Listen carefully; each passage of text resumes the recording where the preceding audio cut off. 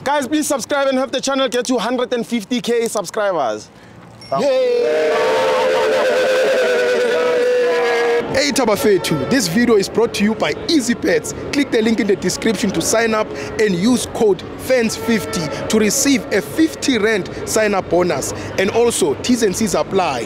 Under 18s are not permitted to gamble. Tango.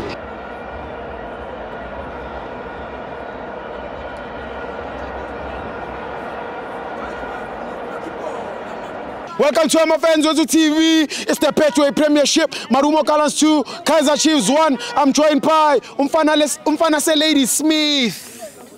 Stibo. It's Asanda. Umnandi. Ngimnandi. Ngimnandi. Stibo, uthi Betway Premiership. It's the Betway Premiership. Betway Premiership. I don't know ukuthi makukuthi ucompete kwi Betway Premiership. Yeah. Yini lekunikeza ipressure kangaka? Yeah. Is it Nedbank Cup? Might be. Cause Tibo, I don't understand ukuthi if you are saying okay, ngiqala nje ngihambise kancane cause angifuni ukuyijaha. This is Kaizer Chiefs. Sure. It's the biggest football club. Yes. So many people are watching. Yes. So what I'm trying to say, ukuthi, you are building, Stibo. At the same time, you are competing with Nedbank Cup and with Betway Premiership. Itini aim yakho nge-Betway Premiership. Already usufikile kule Nedbank Cup. Yeah. Everyone vele masazi vele Nedbank Cup. Siyazi ufika final. Yeah. But what is the aim? What is the vision, a mission? Yokuthi udlala league ufuna ukwenzani? Top 8, top 4, playoffs, win the league, relegation. Yabo. That's the first thing omele ukwazi ukuzibuza because I don't understand ukuthi if a coach izofike idlala oqala ngama games awadlalile 5 games, last 5 games unama draw 3 nama loss 2 to Durban. Yabo.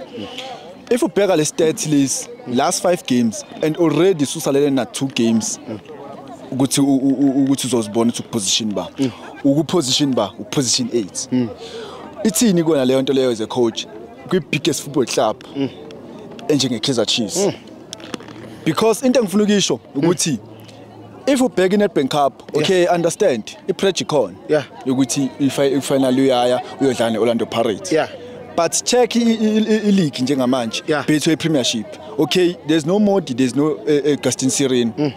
Sometimes kunalento ekuthiwa arrogance. Arrogance sometimes doesn't work for you.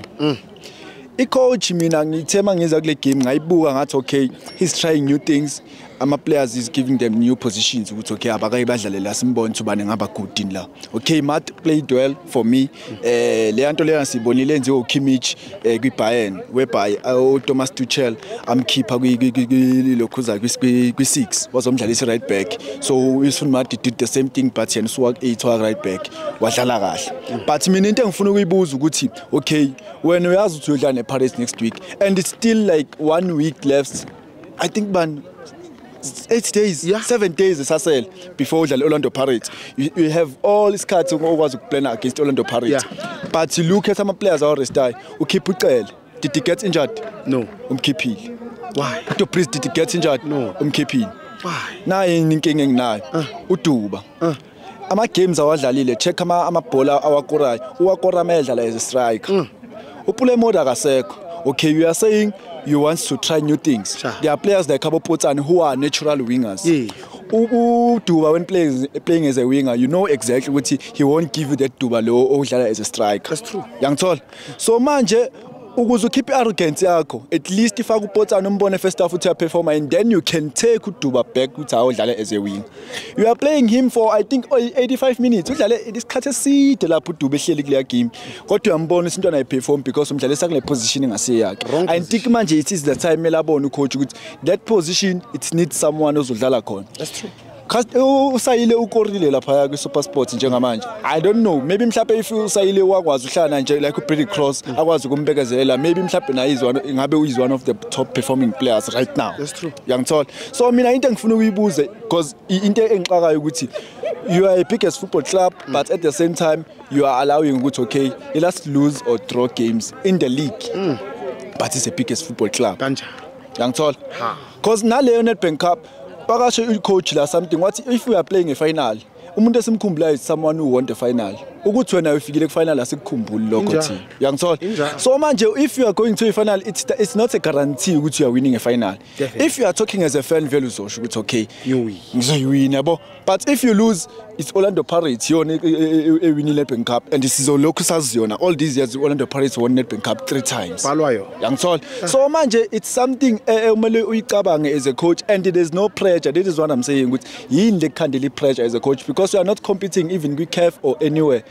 Wena unesikhathi sonke sokuplana nama players even niyama kwinika it was a good thing for ukuthi anikeza abo kwinika but into engibhekayo why yakhipha uSolomons wenzini umkhiphelana uSolomons you don't have a right back ukhipha yena ngale he was forced to play uMashiane the only left back anayo mina engizokhuluma ukuthi ihlala lapha left back I think it's Dove ekwazi ukudlala as a defensive left back because indlela abadlala ngayo bona at the back they always ensure ukuthi noma bayi4 lo yedwa mayekhuphuka laba abayi3 bayasala shuthi le left back isala ini defensive player ihelpa le 2 eselela ngemove so manje if you playing uMashiane la you are saying uMashiane akazo defendele kubeni umazi ukuthi what kind of a left back uyangithola so if ubheka the whole thing nje the whole system adlale ngayo namhlanje I think icoach naye imshayele kakhulu especially nokubona ukuthi even uLilepho mina scored a goal. Then after there is something engishilo ukuthi if you do not get a supply ayikho into ozoyenza naye after if even second half bheka second half yakhe ukuthi udlale kanjani mayethola amabhola nayo uyabona ukuthi ibhola ulithola after 5 to 10 minutes if abantu bazofika la bazokuncoma ukuthi Brady Cross played well that means it must say something to you as umuntu obukela ibhola ukuthi if they are saying defender played well and is a man of the match that means there was something ebeyenzakala lapha phambili. Then I come to Marumo Gallants. Marumo Gallants, the new coach, it's a Moroccan coach. He played 10 games, won 5, drawn 3, and lost 2. And the Nedbank Cup against the Orlando Pirates, then the league against the Stellenbosch. Shutiana ever since he came to league, he has run a perfect the number coaches now corner before this season. Young tall. So if you pay a coach, I think we focus too much with Kaizer Chiefs to Quintagalan. If you pay a coach, he has a structure, he got some players.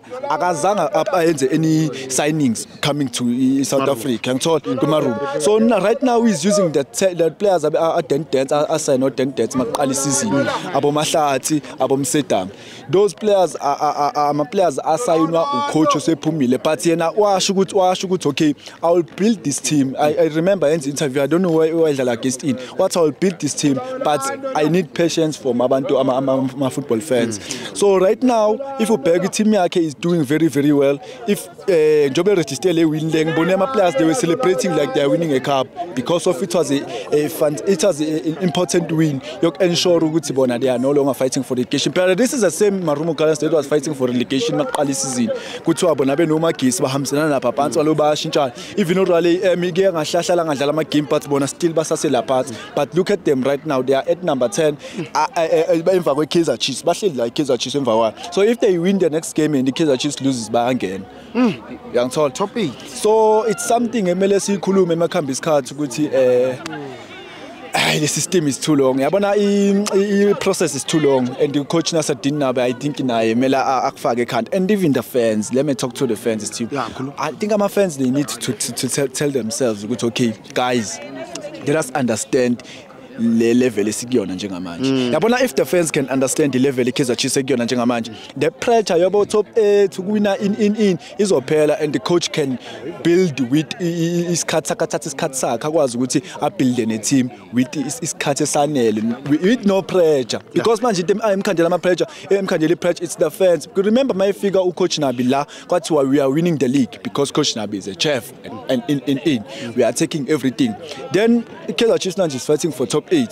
There's too much pressure. My fans are to coach Nabi is going. I don't blame them because they expected too much from the coach. So if they understand the level Kaizer Chiefs, you see in the next 5 to 10 years, it takes too long. It's been 10 years Kaizer Chiefs win anything. So you can't tell me you go to coach and azofika and if you coach ezala ufika ama players who are not at the level le ayaziyo yena abehlizanayo kulama teams awacoachile before. So manje you can't blame a coach ngale yonto le. So So they just have to be patient and allow the coach to do everything. Thank you, Steve. Ay, ntwana uyibekile. Ntwana ay.